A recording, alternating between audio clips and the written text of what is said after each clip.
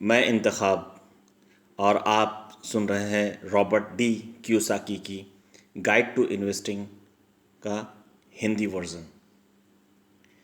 जैसा कि पहले भी जहाँ पर हमने छोड़ा था उसके आगे हम शुरुआत करेंगे।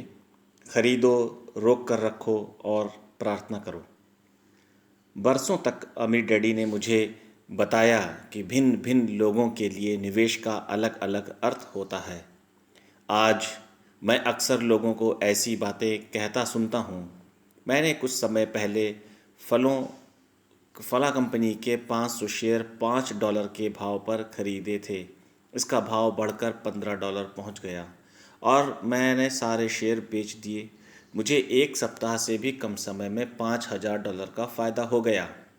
दूसरा, मेरे पति और मैं पुराना मकान खरीदते हैं, उनकी मरम्मत करते हैं और उन्हें मुनाफे पर बेच देते हैं।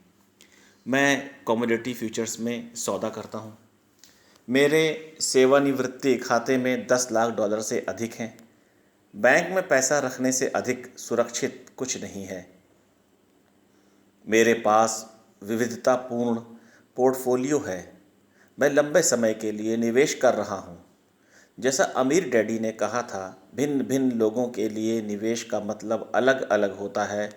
ऊपर बताए गए कथनों से पता चलता है कि निवेश उत्पाद और विधियों कई प्रकार की होती हैं, परंतु ध्यान रहे अमीर डैडी ने इनमें से किसी भी तरीके से निवेश नहीं किया था। उनका कहना था अधिकतर लोग निवेशक नहीं हैं, अधिकतर लोग तो सटोरियों या जुआरी हैं। इन लोगों में खरीदो, रोक कर रखो और प्रार्थना करो की मानसिकता होती है। वैसे इस आशा में जीते हैं माफ़ कीजिएगा वह इस आशा में जीते हैं कि बाजार हमेशा ऊपर चढ़ता रहेगा। वह बाजार लुढ़कने से डरते हैं। सच्चा निवेशक पैसे बनाता है, चाहे बाजार ऊपर चढ़े या नीचे गिरे। वह पैसे बनाते हैं, चाहे वे जीत रहे हों या हार रहे हों। औसत निवेशक ऐसा करने का तरीका नहीं जानता। इसीलिए अधिकतर निवेशक औसत निवेशक होते हैं और 90% वाले समूह में रहते हैं जो केवल 10% धन कमा पाता है। खरीदने, रोक कर रखने और प्रार्थना करने से अधिक अमीर डैडी का मानना था कि निवेश का मतलब खरीदने, रोक कर रखने और प्रार्थना करने से अधिक होता है। यह पुस्तक इन विषयों पर प्रकाश डालेगी। पहला, 10 निवेशक नियंत्रण जो जोखिम कम कर सकते हैं और मुनाफे को बढ़ा सकते हैं। अमीर डैडी ने कहा था निवेश जोखिम भरा नहीं है, नियंत्रण न रहना जोखिम भरा है। अमीर डैडी की योजना के 5 चरण जो मुझे शून्य धन से बहुत सारे पैसे के निवेश तक ले गए। अमीर डैडी की योजना का पहला चरण था कि वे मेरे दिमाग को अमीर निवेशक बनाने के लिए तैयार कर दें। जो भी आत्मविश्वास के साथ निवेश करना चाहता है उसके लिए यह एक आसान लेकिन बहुत महत्वपूर्ण चरण है। तीसरा, भिन्न भिन्न निवेशकों के लिए भिन्न भिन्न टैक्स कानून। Rich dad's cash flow quadrant पुस्तक में मैंने व्यवसाय जगत में पाए जाने वाले 4 लोगों के बारे में बताया है जो इस प्रकार है। ई का मतलब है एम्प्लॉयड यानी कि कर्मचारी। एस का मतलब है सेल्फ एम्प्लॉयड यानी कि स्वरोजगार या छोटा कारोबार करने वाला। बी का मतलब है बिजनेस ओनर यानी कि व्यवसाय का मालिक। माफ़ कीजिएगा, आई का अर्थ है इन्वेस्टर या निवेशक।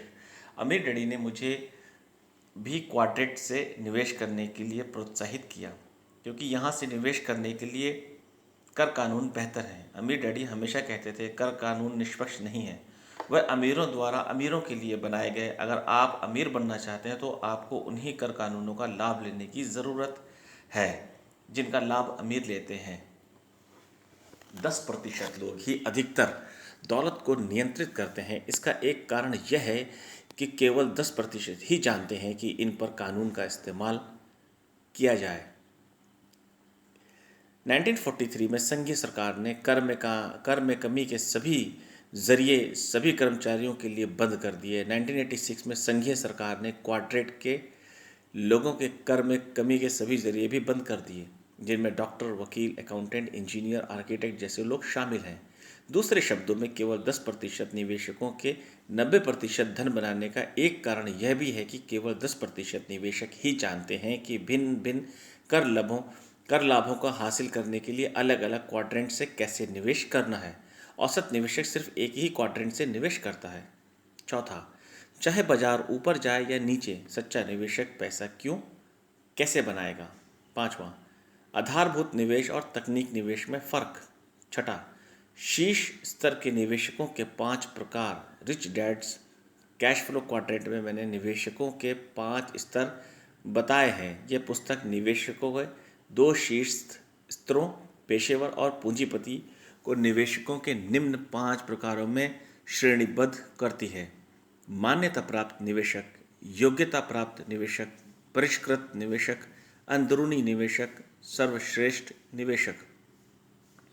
इस पुस्तक के ख़त्म होने तक आपको पता चल जाएगा कि इनमें से प्रत्येक निवेशक के लिए कितनी योग्यता व शिक्षा की ज़रूरत होती है। पर्याप्त पैसे ना होने और बहुत ज़्यादा पैसे होने के बीच का फ़र्क। कई लोग कहते हैं जब मैं बहुत सारा पैसा कमा लूँगा तो मेरे पैसे संबंधी समस्याएं ख़त्म हो जाएंगी। उन्हें यह पता ही नहीं होता कि बहुत ज़्यादा पैसा होना भी उतनी ही बड़ी समस्या है जितनी कि पर्याप्त पैसे ना होना। इस पुस्तक में आप 2 तरह की धन संबंधी समस्याओं के बीच का फ़र्क सीखेंगे। एक समस्या है पर्याप्त धन ना होने की समस्या। दूसरी समस्या है बहुत ज़्यादा धन होने की समस्या। बहुत कम लोगों को एहसास होता है कि बहुत ज़्यादा पैसा होना कितनी बड़ी समस्या की बात हो सकती है। बहुत सारा पैसा बनाने के बाद इतने सारे लोग कड़के हो जाते हैं। इसका एक कारण यह है कि वह जानते ही नहीं कि बहुत ज़्यादा पैसे की समस्याओं से कैसे निपटा जाए। इस पुस्तक में आप सीखेंगे कि पर्याप्त पैसे ना होने की समस्या के साथ कैसे शुरू किया जाए, बहुत सारा पैसा कैसे बनाया जाए, फिर बहुत ज़्यादा पैसे होने की समस्या से कैसे निपटा जाए। दूसरे शब्दों में ये पुस्तक आपको सिर्फ यही नहीं सिखाएगी कि बहुत सारा पैसा कैसे बनाया जाता है, लेकिन इससे भी अधिक महत्वपूर्ण यह आपको यह भी सिखाएगी कि आपने अपने आप कैसे बनाए रखना है। जैसा अमीर डैडी कहते थे, अगर आप बाद में सब कुछ गंवा दें तो फिर बहुत सारे पैसे बनाने का क्या फ़ायदा। एक शेयर दलाल मेरा मित्र है। उसने एक बार मुझसे पूछा था, औसत निवेशक बाजार में पैसे नहीं बनाता। मैंने बहुत सारे निवेशकों को एक साल में पैसे बनाते और अगले साल उस सारे पैसे को डुबाते देखा है। 8वां, $2 लाख से अधिक कैसे बनाया जाए, जो अमीर निवेश में निवेश करने का न्यूनतम आमदनी स्तर है। अमीर डैडी ने मुझसे कहा था, पैसा सिर्फ एक दृष्टिकोण है। अगर आप सोचते हैं कि $2 लाख बड़ी भारी रकम है तो आप अमीर कैसे बन सकते हैं। अगर आप अमीर निवेशक बनना चाहते हैं तो आपको यह देखने की ज़रूरत है कि $2 लाख जो मान्यता प्राप्त निवेशक बनने की आवश्यक शर्त है, बाल्टी में पानी की एक बूंद से ज़्यादा कुछ नहीं। इसलिए इस पुस्तक का पहला चरण महत्वपूर्ण है। इस पुस्तक का पहला चरण अमीर निवेशक के रूप में आपको मानसिक तौर पर तैयार करता है। इसके हर अध्याय के अंत में आपके लिए एक छोटी सी मानसिक प्रश्नावली भी दी गई है। हालांकि प्रश्नावली के प्रश्न सरल हैं, लेकिन इन्हें इस तरह से तैयार किया गया है ताकि आप सोच विचार करें और संभवतः अपने जवाब अपने प्रियजनों को बताएं।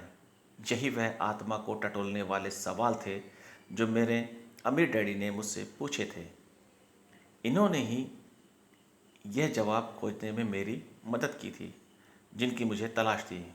दूसरे शब्दों में, निवेश के विषय पर मैं जिन जवाबों की तलाश कर रहा था उनमें से कई तो दरअसल मेरे भीतर पहले से ही मौजूद थे।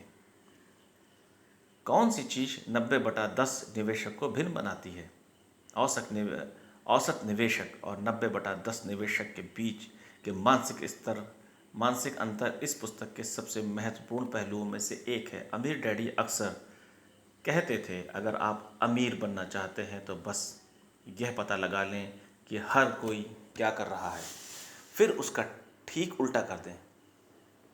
यह पुस्तक पढ़ने पर आप पाएंगे कि 90% पैसा बनाने वाले 10% निवेशक और 10% पैसा बनाने वाले 90% निवेशक के बीच का फ़र्क इस बात का नहीं होता कि वे किस चीज़ में निवेश करते हैं। फ़र्क तो यह होता है कि वे कितने अलग तरीके से सोचते हैं। मिसाल के तौर पर, अधिकतर निवेशक कहते हैं जोखिम मत लो। अमीर निवेशक जोखिम लेता है।